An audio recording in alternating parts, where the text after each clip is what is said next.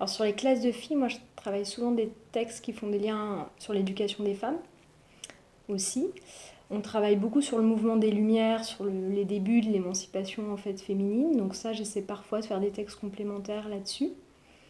Après, c'est peut-être plus, enfin, c'est un public plus acquis. Donc même s'il y a aussi des jeunes filles qui parfois sont assez réactionnaires là-dessus, mais il y a peut-être moins de choses à faire qu'en BTS, donc je le fais peut-être moins à tort parfois. Et puis ça arrive qu'on ait des discussions aussi en dehors des cours en fait, tout simplement, parce que en fin d'année, parfois, on a un petit peu plus de temps, il y a un petit peu moins de monde, il sèche un peu, donc on discute avec certaines jeunes filles et c'est l'occasion de, parfois de parler des différences d'éducation qu'elles peuvent avoir avec leurs frères, par exemple, notamment certaines qui me disaient que leurs frères pouvaient sortir comme ils voulaient, mais elles non, c'était pas possible en fait. Ou leurs frères pouvaient avoir autant de copines qu'ils voulaient, mais qu'elles, bah non. Donc on a des discussions là-dessus, puis après on peut refaire des liens parfois sur les textes qu'on voit en cours. On a notamment travaillé sur les liaisons dangereuses de Choderlos de Laclos et ils sont toujours plus choqués quand c'est la marquise de Merteuil que quand c'est le vicomte de Valmont. Donc on a fait aussi les figures de séducteurs un peu dans la littérature, on a travaillé là-dessus. Et vu que c'est un âge où ils se cherchent en termes de séduction, j'aime bien travailler aussi sur ces notions-là et comment est-ce qu'on séduit quand on est un homme et quand on est une femme et pourquoi est-ce que ça choque de séduire de la même façon qu'un homme. Voilà, donc j'essaie un petit peu d'ouvrir des perspectives là-dessus, mais c'est pas toujours simple.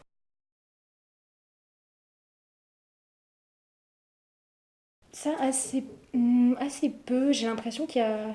C'est assez scindé. On a des jeunes filles qui, d'un côté, vont être assez libres et avoir plein de copains et ça pose pas de problème. Puis on a d'autres qui sont beaucoup plus religieuses ou encore beaucoup plus, peut-être, enfantines là-dessus et qui n'en parlent pas du tout. Et je trouve qu'il n'y a pas vraiment de discussion modérée là-dessus. C'est un petit peu dans les extrêmes parfois.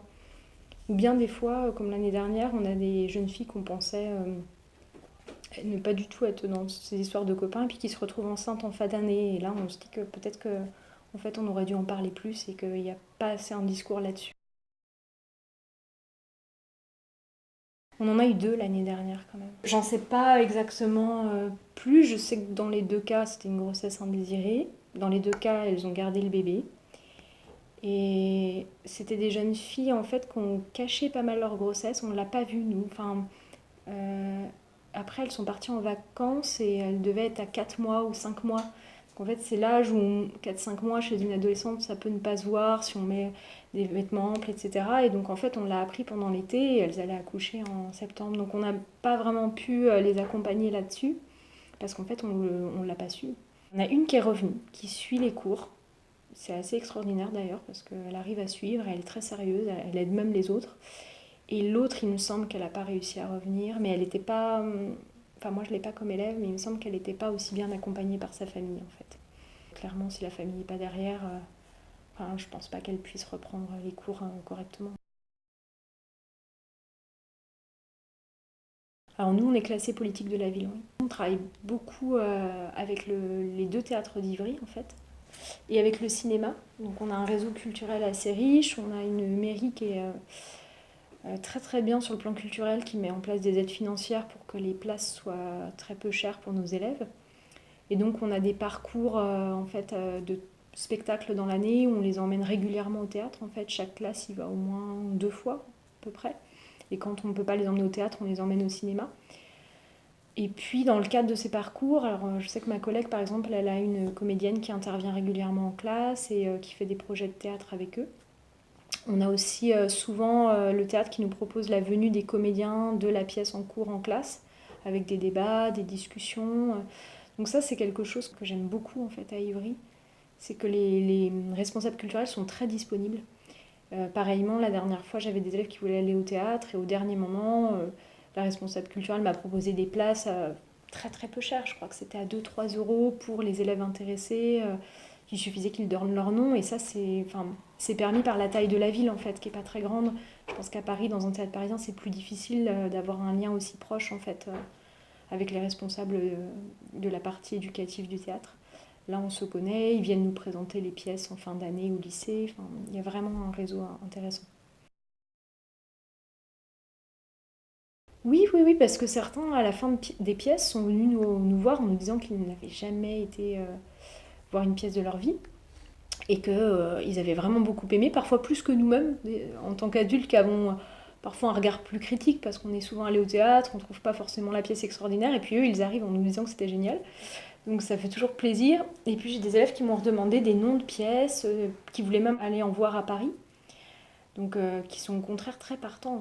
En fait, moi je les trouve très bon public, que ce soit pour le théâtre et pour le cinéma. On peut leur montrer des films d'art et essai que nous, parfois on trouve même lents, et je trouve qu'en général ils accrochent. La seule chose qui peut être est stéréotypée, c'est qu'ils vivent toujours les choses de façon assez vivante. C'est-à-dire qu'ils sont au théâtre et toutes leurs réactions en fait sont un peu à chaud, quoi. Ils prennent les choses directement, ils ont parfois pas le recul en fait du spectateur que nous on a. S'ils aiment, ils vont accrocher, s'ils aiment pas, ils vont le dire. C'est du spectacle vivant.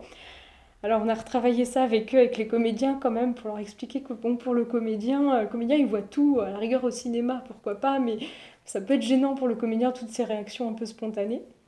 Mais sinon, non, généralement c'est positif, hein, on passe de bons moments au théâtre, faut juste leur dire un peu de se taire. Je donne quelques tapes sur les cuisses, mais voilà, maintenant qu'ils savent que je peux leur taper dessus un peu au théâtre, je, voilà, ils se calment un petit peu, mais ça se passe bien en général.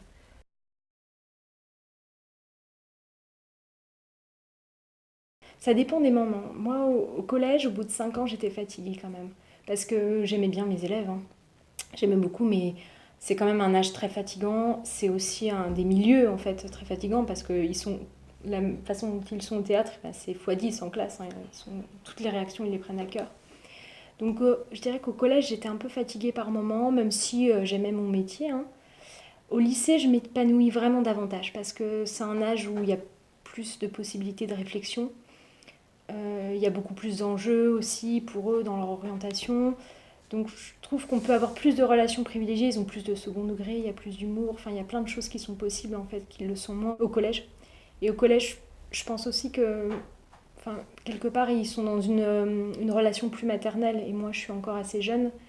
Et au lycée, il n'y a pas cette recherche d'une relation maternelle, au contraire, je pense que le fait d'être jeune est plutôt un avantage, parce qu'ils ne nous assimilent pas à leurs parents, on est autre chose.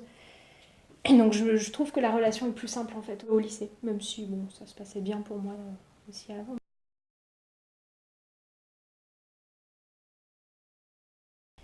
Pas tant que ça. Je crois que. Alors, je sais pas s'ils osent pas ou. Parfois, en fait, on sait des choses, mais c'est plus dans le cadre finalement de certains rôles comme prof principal. On a leur dossier, on sait certaines choses.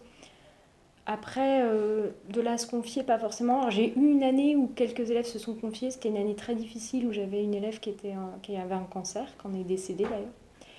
Donc cette année-là, il y a eu une relation un peu privilégiée avec cette classe-là, puisque j'ai beaucoup suivi enfin, les meilleurs amis de cette jeune fille. Et jusqu'au bout, on est allé voir la jeune fille chez elle, etc. Donc là, dans ce cadre-là, oui, il y a eu des relations privilégiées, mais c'était les événements en fait qui le faisaient, et, enfin, qui l'ont créé.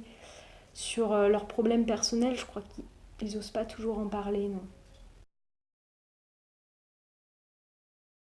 Alors, ils le voient souvent, ils sont très enfantins là-dessus. J'ai l'impression que c'est un peu comme les enfants de 8 ans qui rêvent d'être astronautes parfois. Ils n'ont aucune conscience des réalités parfois du monde professionnel. Alors ce qui est bien parce que d'un autre côté ça leur permet de ne pas être trop découragés. Mais de l'autre, parfois pour nous c'est difficile en fait de mettre en relation leur parcours scolaire et puis leurs envies, ou ils imaginent des professions qui sont presque impossibles à atteindre. Pour eux c'est difficile en fait parfois l'écart entre les attentes. Ils ont parfois le sentiment de travailler beaucoup, mais c'est pas exactement ça, travailler beaucoup. Donc voilà, moi je les trouve assez naïfs sur le monde. En même temps, je sais pas trop s'il faut casser ces rêves-là, parce que c'est bien aussi quelquefois qu'ils soient un petit peu protégés des réalités économiques et sociales.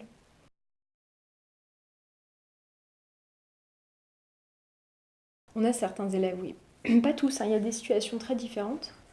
Même dans les banlieues, hein, on a des familles aussi qui habitent là mais qui n'ont pas du tout de problème financier, qui habitent là parce que voilà, culturellement ils sont ancrés dans un réseau d'immigration, ils ont grandi là, etc.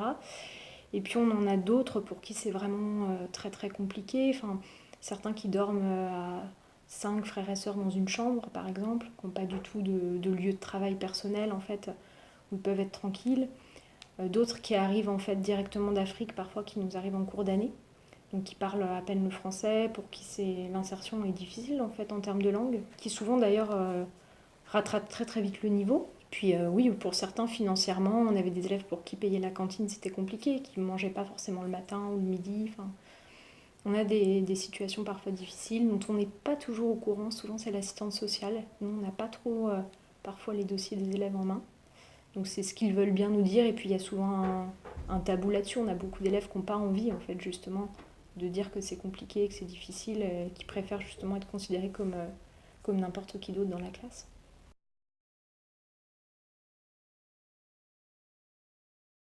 Ouais, alors cette année notamment, depuis que je suis arrivée en lycée, parce qu'au collège, la question se pose un peu moins, puisqu'ils sont souvent mineurs. En revanche, au lycée, on a des élèves qui deviennent majeurs. Là, on en a deux qui sont sous menace d'expulsion, en fait, qui sont sans papier. Alors, ils continuent à être scolarisés au lycée. Le paradoxe, c'est qu'on leur reproche de ne pas être scolarisés, c'est pour ça qu'on veut les expulser. Donc, nous, dans ces cas-là, en tant qu'enseignants, on a fait une pétition, des enseignants se sont réunis donc on fait une manifestation. Ils sont soutenus par le réseau RESF aussi. Mais parfois, c'est des situations complètement absurdes où on leur dit qu'ils ne sont pas scolarisés. Du coup, ils ont peur d'aller à l'école et d'être arrêtés. Donc en fait, ça se produit effectivement, ils vont finir par plus être scolarisés. Mais oui, on en a deux cette année effectivement. Alors c'est pas dans ma classe, mais c'est une de mes anciennes élèves. Une fille, un garçon, et je crois que c'est plus compliqué pour les garçons parce qu'il y a plus de contrôle en fait au faciès dans la rue. Il y a plus de risques en fait d'être contrôlé quand on est un garçon qu'une fille et donc de se retrouver expulsé.